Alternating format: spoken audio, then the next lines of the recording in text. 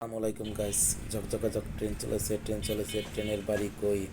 আসলে ট্রেনের বাড়ি গন্তব্য বলতে কমলাপুর রেল স্টেশন থেকে যার যার এলাকায় যে স্টেশন থাকে সেখানে হয়তো বা হবে। তো সেই সুবাদে আমারও এক স্টেশন থেকে অন্য স্টেশনে যাওয়ার একটা অভিজ্ঞতা আপনাদের সাথে শেয়ার করলাম।